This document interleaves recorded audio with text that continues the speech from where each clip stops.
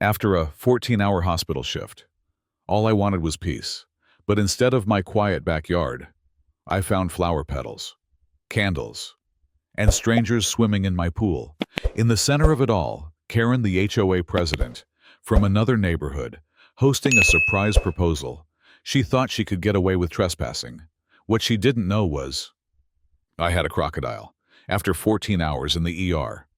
I didn't want conversation or noise or even a hot meal. I wanted peace. My house was quiet, dark, and mine, one of the few places that still felt like I had control in a life that spun constantly around other people's chaos. I tossed my bag down, kicked off my shoes, and stepped into the backyard with a towel slung over my shoulder. My pool had always been my sanctuary, a calm mirror under the sky, a reset button. But that evening, it wasn't mine. There were candles floating on the surface, rose petals scattered across the water, champagne bottles half emptied, and party lights strung from my fence. A massive white banner, read in glittery cursive. "Will you marry me?" I froze, standing near the diving board, holding a clipboard and barking instructions at a photographer. Was Karen Lathrop, the infamously overbearing HOA president from a neighboring development. She was not my neighbor. She was not my friend. She was not invited. "Oh," she said, as if I had interrupted her evening. "You're back early." "Karen," I said slowly, "what are you doing in my yard?" She gave a breathy laugh. "It's just a quick proposal set up for my niece. I needed the perfect space. And your pool was just right. Don't worry. We'll be out in an hour." I looked around, stunned. Strangers in my yard. Camera gear. Scattered food. Even a speaker playing soft jazz. She hadn't even asked. "This is my home." I said, "You can't just walk in and throw a party." Karen blinked, then offered a patronizing smile. "Oh, come on, I didn't think you'd mind. You're always at work." And honestly, the backyard was going to waste. She turned back to the photographer like the conversation was over.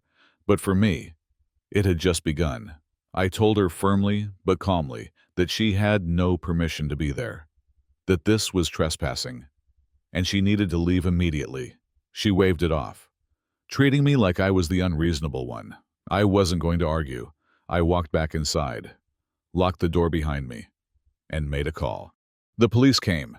2 officers stood awkwardly at the gate, talking with Karen while I showed them the footage from my backyard cameras, her climbing the fence earlier that afternoon, unlocking the gate from the inside. Clear trespassing. But all they said was, "It's a civil matter."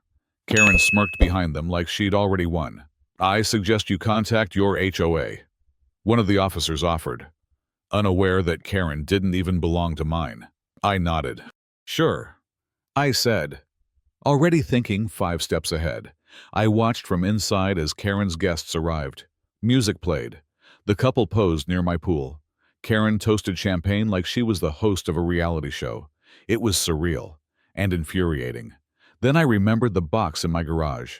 2 years earlier, a friend of mine who ran a YouTube prank channel had left behind a ridiculous prop, a remote-controlled crocodile, complete with LED red eyes and jerky animatronics. It was meant to scare swimmers at night. He'd forgotten it. I never threw it out. Tonight, it would serve a higher purpose. I set it up quietly, slipped it beneath the petals at the shallow end. I tested it. The eyes glowed. It hissed through the speaker. Perfect. Then I waited. At 7:42, Baikadipa, Maniski, just as Karen's niece began crying tears of joy while her boyfriend knelt by the pool. I hit the switch. The croc rose from the water with a mechanical growl. Its red eyes blazed through the fog machine Karen had borrowed from someone's garage. One of the candles burst into flames as petals scattered in every direction. The groom-to-be screamed. The bride ran into a bush. A chair flipped into the water. Karen shrieked like she'd seen death itself. It was chaos, and it was all on camera.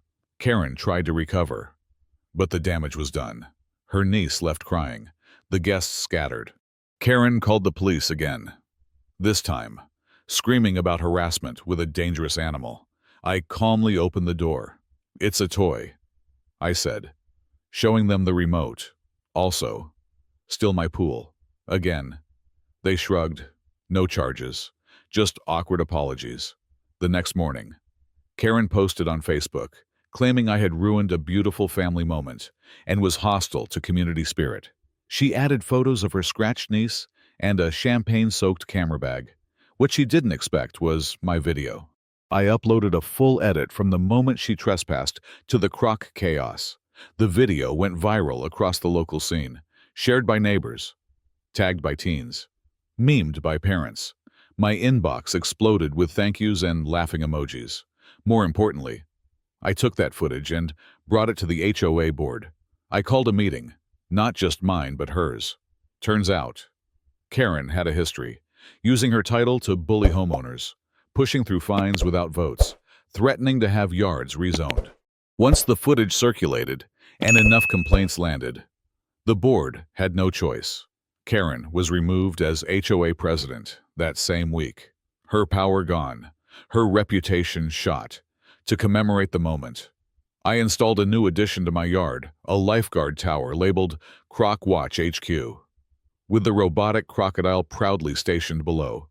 Motion triggered to rise anytime someone got too close. It became a hit. Kids loved it.